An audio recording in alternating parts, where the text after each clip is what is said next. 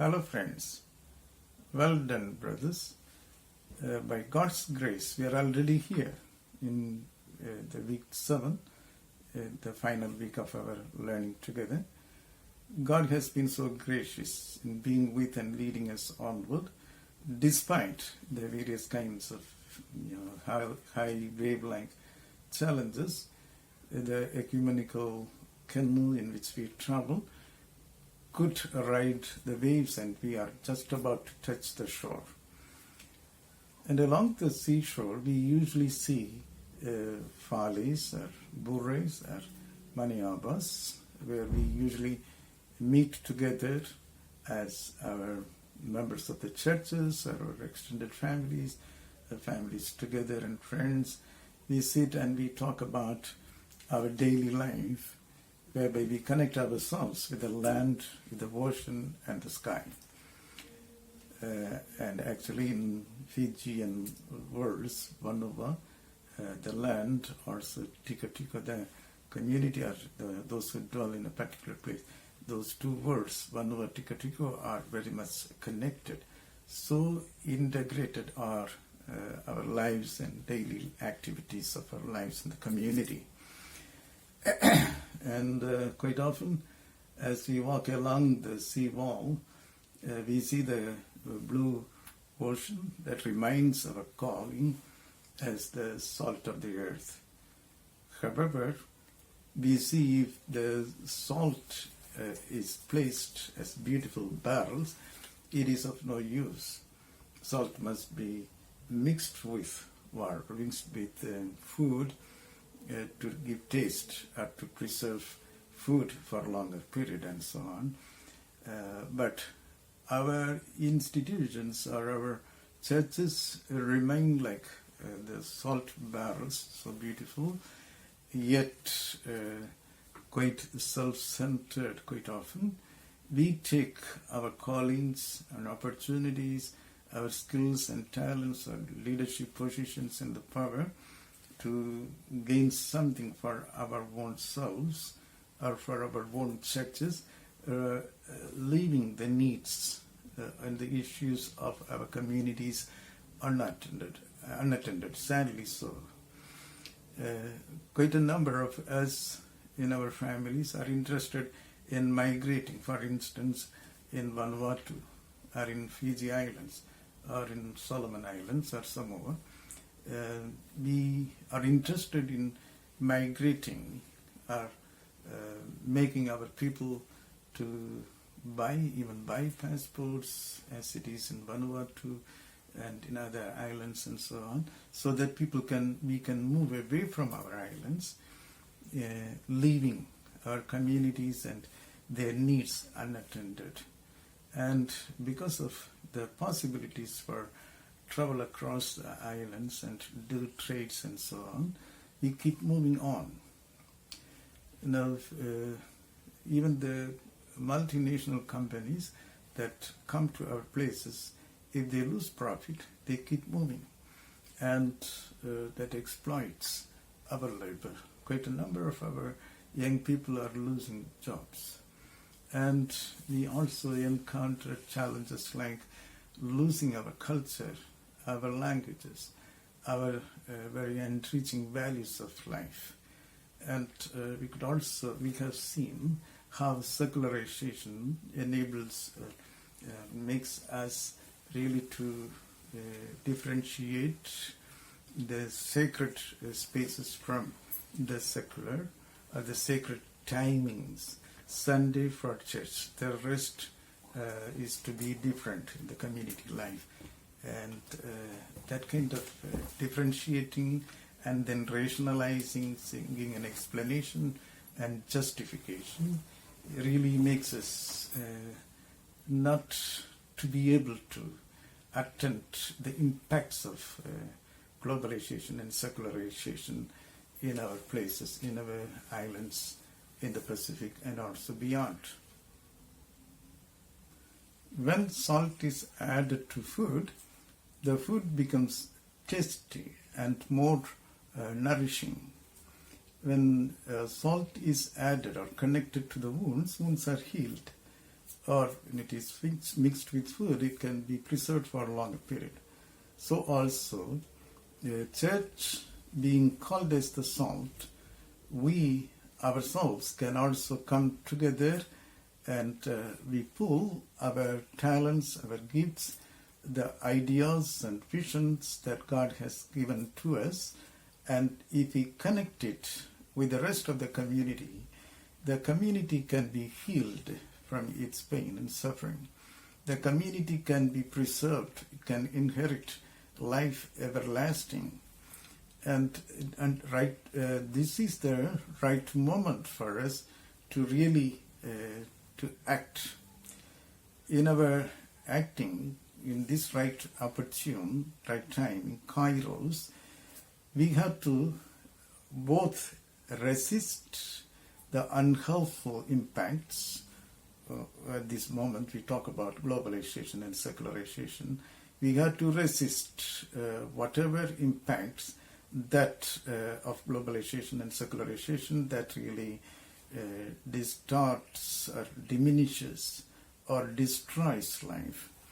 And on the other hand, this is the right time, or Kairos, to seek alternatives that can heal, alternative approaches, alternative action plans that can really advocate and promote, affirm and appreciate life.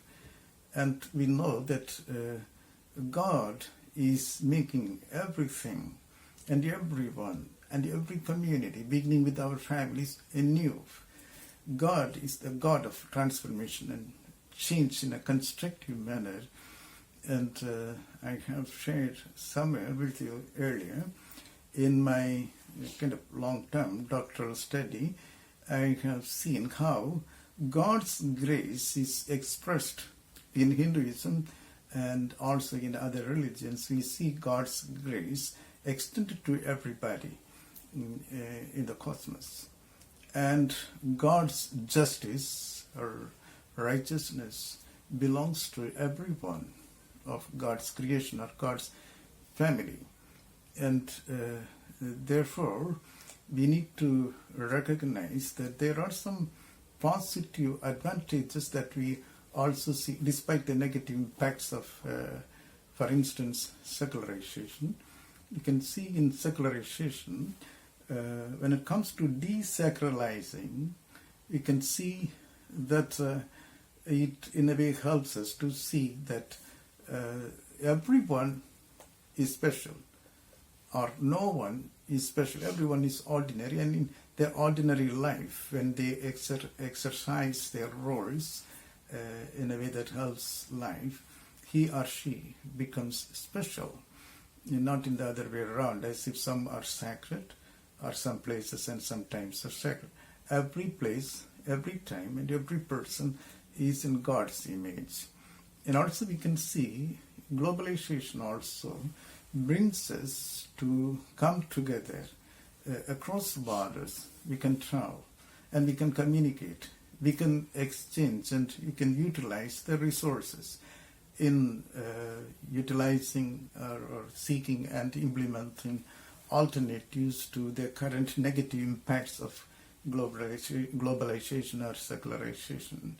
And I think we need to now be very sure, very clear that God's grace transforms the current death-dealing kind of paradigms. And God's grace continuously sows the seeds of change or liberation. And we are invited, we are called to discover these new seeds of liberation or change. And the new strands or new threads or new parts of the pattern, or Mamanu, as we around Toyelu quite often talks about. We need to find out the enriching parts in a pattern design and add that to our family life or community life. Thus, we can see that there are positive advantages in globalization and secularization. We can utilize them in seeking alternatives for the kingdom of God. And we, because of the gracious God's acts in our lives and through our lives in the community, we are compelled to come out of our apathy, our frustrations, our even limitations, and to engage in God's act of transforming the present life diminishing or life destroying patterns, and to engage in God's act of making everything new.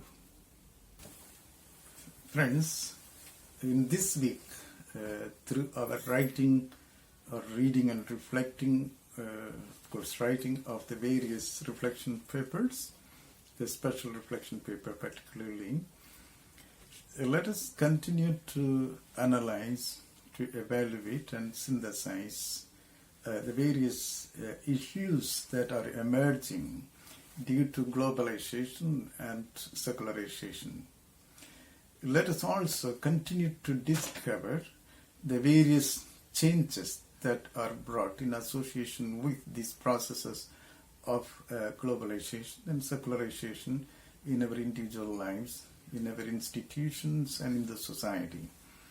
And let's see what causes them to happen, these changes, and also continue to see in what ways ourselves, our personal, our social, our spiritual, political, as well as cultural context can influence and cause a positive, life-affirming transformation when it comes to these changes, in addressing these changes.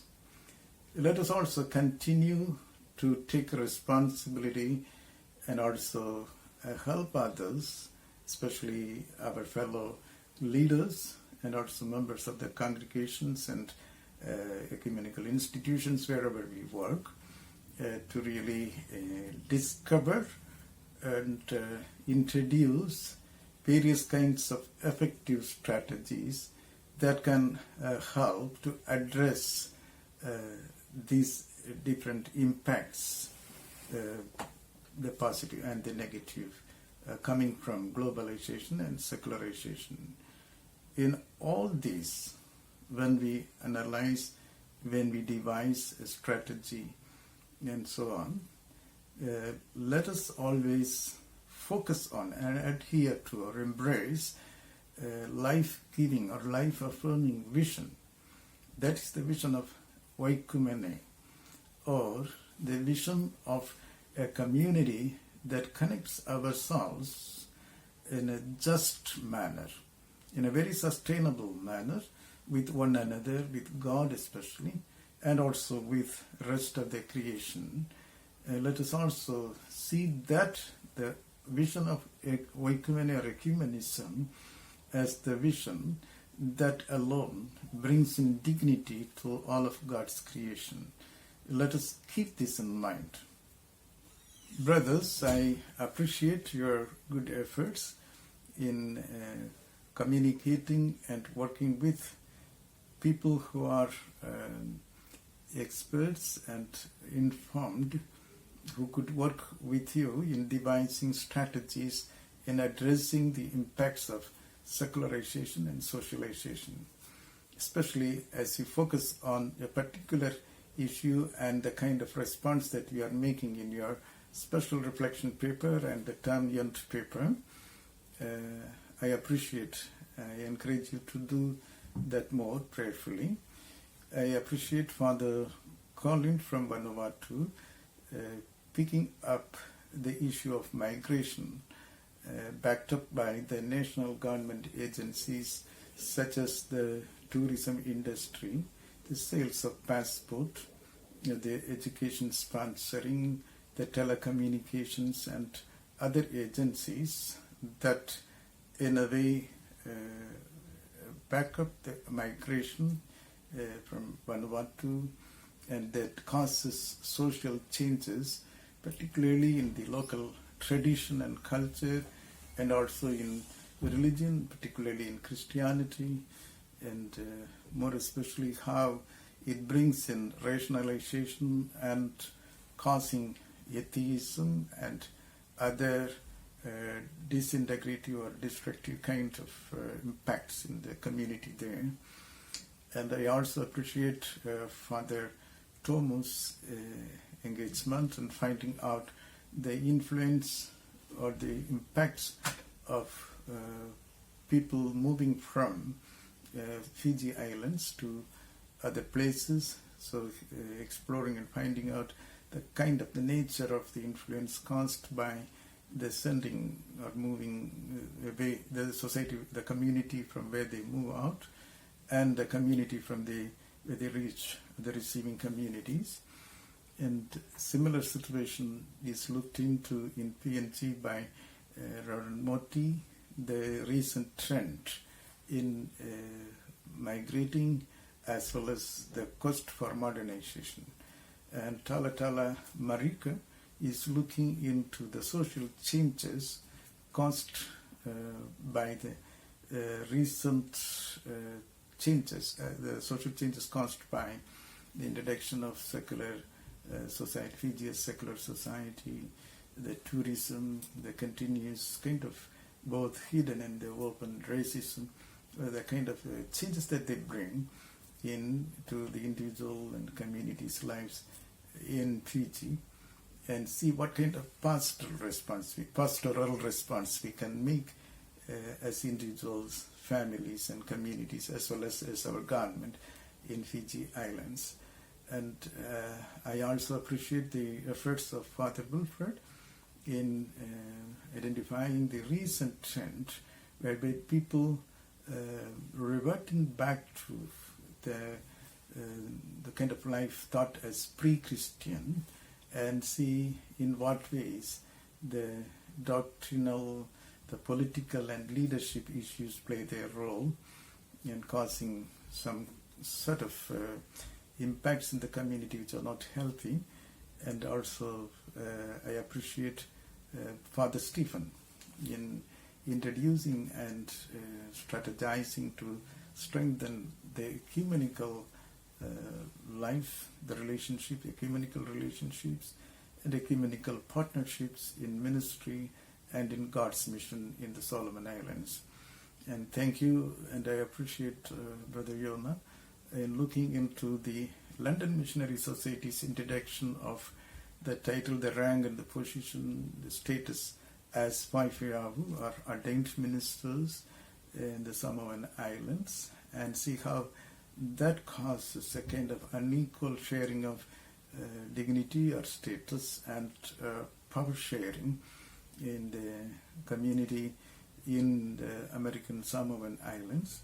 And also I appreciate Brother Nelson for looking into the kind of advantages and disadvantages caused by the process of globalization and secularization in the Solomon Islands, especially among the Melanesian Brotherhood, and particularly to see how it affects the virtue of the brotherhood, such as the prayer life, the study and the work life, and also how it affects the vows that the Melanesian Brotherhood take, such as the obedience, chastity and poverty.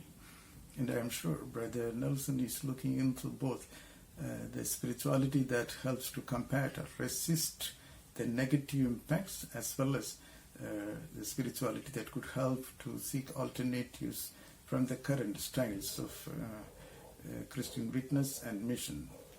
And also I thank you so much for Reverend Sally Lee for continuously exploring the kind of role played by secularization in the pro-democratic movements in Trunka, and see how best church can play a role in restoring a community living that sustains peace and joy of life in Trunka. And thank you, Reverend Tulei, for looking into the rites and symbols and their meaning in the Methodist Church in Samoa, particularly looking into how we can design mamanu or patterns drawing the healthy strands from the different movements of the waves of such as the including the globalization and secularization, and also the different denominations, and see how best we can have a better mamanu or pattern in our worships services, as well as in our ministries and in exercising or in partaking God's mission in the Samoan Islands. And I think we are very sure with me that we can still continue to keep in mind of the vision, that common vision that we have, the ecumenism or oikumene, a community where we look for life in dignity, filled with dignity, a life where we are having or keeping this justice and sustainability in our relationship with God, with one another, and with the creation, rest of the creation. And I think it's good that I also encourage you to look into the documents such as the Island of Hope, produced by the Pacific Conference of Churches, as well as the Agape material, alternative to globalization for the peoples, and the creation that is prepared by the ecumenical group. It is on the final week in the module.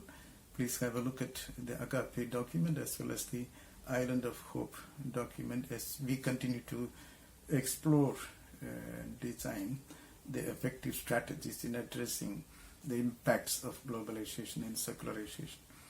I would also like to give after this, continuously with this video clip, some slides on particular initiatives that I could also take in a particular congregation in South India.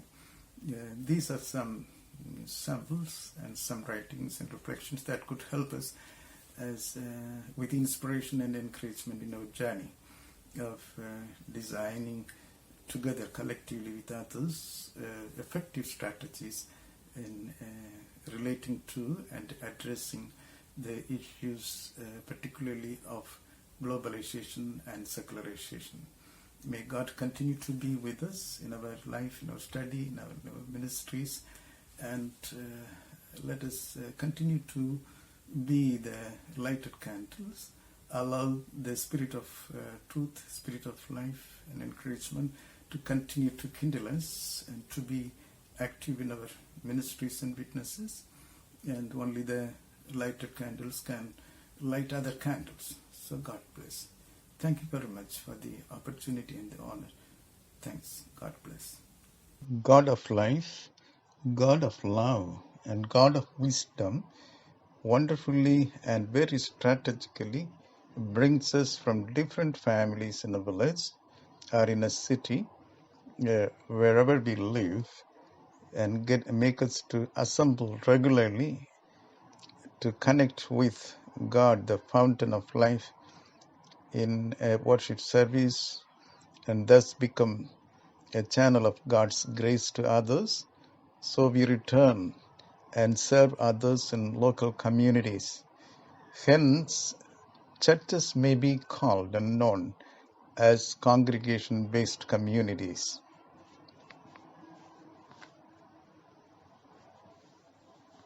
Congregation-based community is a vision God inspired in my early ministry when serving in a congregation in a local village called Chindanvilai in South India.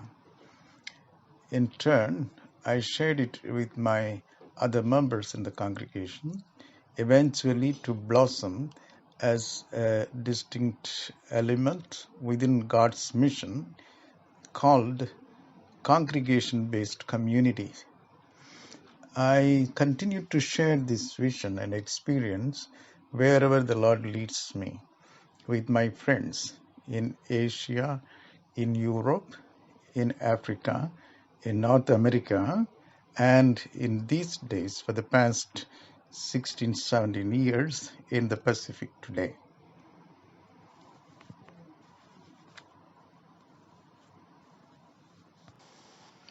Brothers, I believe that you have a copy of my book titled as Building Up the Body of Christ. It is a book on Christian education with transforming and holistic Christ-centered approach in Christian education. For our purpose, we will refer to chapter 7 in this book from pages 51 to 56. Chapter 7, pages 51 to 56 on congregation-based communities. Congregation-based communities. The vision for congregation-based communities evolved or emerged from the various understandings in our Christian life and ministry. First, from the understanding that God is present and God reigns everywhere and God reigns in every moment of life. Secondly, all people belong to God. All of us are God's children. There is no special people in God's sight. Thirdly, God's grace and God's justice is meant for all. Or God extends God's grace and God does God's justice to everyone, particularly everyone in a community. Fourth basis is our understanding that God's mission starts with people in pain, all people in a village, in a community, not only just the members of a congregation. Fifth one, all ministries of a congregation must therefore be related to the socio-political, cultural, and other issues of people and each person living in a particular community in a local context. All ministries exercised by a local congregation must be related to the issues of the people in that community. Finally, all members must be enabled to address local daily life issues through their continued traditional programs of ministry, such as men's fellowship or women's fellowship or youth fellowship, the children's ministries and the like, plus any other programs that could be set both by the congregation members as well as the other members in a local community. All members must be enabled to address local daily life issues through the traditional and new programs of ministry.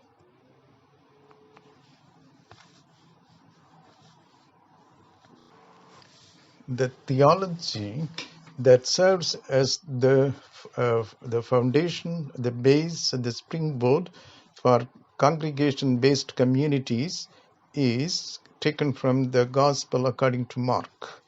His theology, a theology of suffering, qualifies a theology of glory. It is a theology of suffering that qualifies a theology of glory. Its various aspects include, first, the power and the greatness and the glory of Jesus be understood only within the framework of Jesus' compassionate life, ministry, suffering, death, and resurrection. Secondly, the purpose of Jesus' coming is worked out only through his humiliating suffering. And also his followers must be prepared for similar or such hardships and persecutions and hardships and challenges in resisting injustice in daily life. Actually, Mark very carefully pricks out the balloon of what we call today the health, wealth, or the prosperity theology.